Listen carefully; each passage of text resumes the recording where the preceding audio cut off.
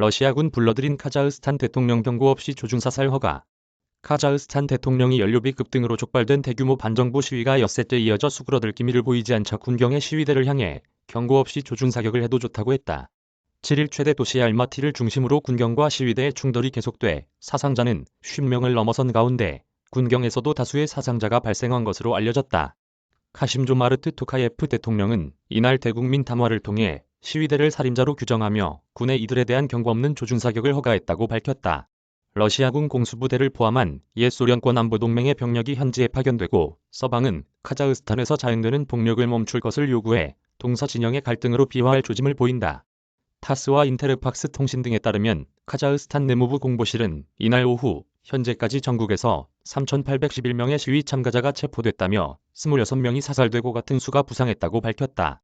내무부는 전날 질서를 확보하는 과정에 18명의 보안요원이 숨졌고 748명의 경찰과 국가근위대 병사들이 부상했다고 밝힌 일이 있다. 타스는 7일 오전 시내 공화국 광장에서 규칙적으로 들리던 총성이 저녁 무렵 상당히 줄어들었으나 여전히 자동소총을 든 군인들이 광장을 장악하고 있으며 군용 트럭과 장갑차도 배치돼 있다고 소개했다. 또 광장과 주변 도로에는 간밤에 총격을 받은 자동차들이 버려져 있으며 차 안에는 숨진 사람들이 수습되지 않은 채로 남아있다고 참상을 전했다. 전날 저녁 알마티의 방송사 취재팀이 시청으로 가던 중 총탄 세례를 받았고 알마티주의 주도 탈디코르간에서 복면을 한 수십 명이 구치소를 공격하기도 했다. 알마티와 수도 아스타나에서는 여전히 인터넷 접속이 거의 되지 않으며 전화통화도 차질을 빚고 있으며 국제전화도 사실상 차단됐다고 현지 소식통은 전했다. 토카예프 대통령은 이날 국영TV로 방영된 대국민 담화를 통해 시위대와는 협상이 있을 수 없다고 강조해 평화적인 사태 해결은 난망해 보인다. 그는 국제사회의 협상 요구를 일축하며 범죄자, 살인자들과 어떻게 협상을 한단 말인가. 우리는 국내와 외국에서 온 무장하고 훈련받은 강도들과 마주하고 있다. 그들은 강도이고 테러리스트들이라고 목소리를 높였다.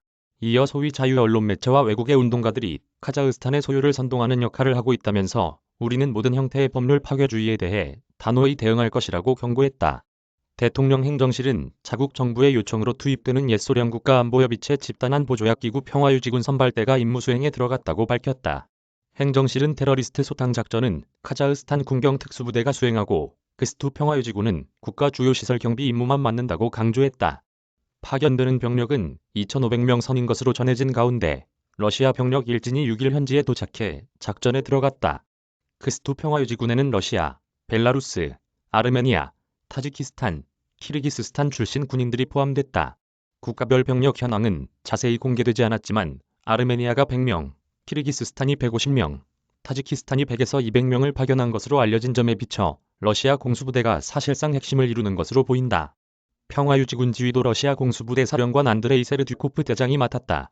유럽연합 행정부 수반격인 우르줄라 폰데어라이엔 집행위원장은 이날 프랑스를 방문해 에마뉘엘 마크롱 프랑스 대통령과 함께 한 기자회견에서 카자흐스탄의 상황이 매우 우려스럽다며 폭력 사태의 중단을 촉구했다.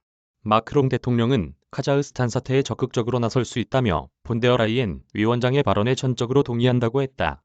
토니 블링컨 미국 국무부 장관은 러시아 군대의 파견 배경에 의문을 표시했다.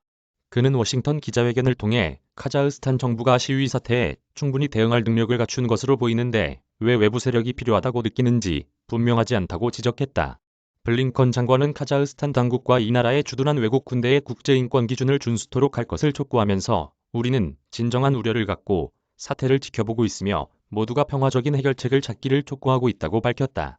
반면 시진핑 중국 국가주석은 토카예프 대통령에게 보낸 구두 메시지를 통해 당신이 중요한 시기에 단호하게 강력한 조치를 취해 사태를 신속히 수습한 것은 정치인으로서의 책임과 임무, 국가와 인민에 대해 고도의 책임감 있는 입장을 체현했다고 지지의 뜻을 밝혔다.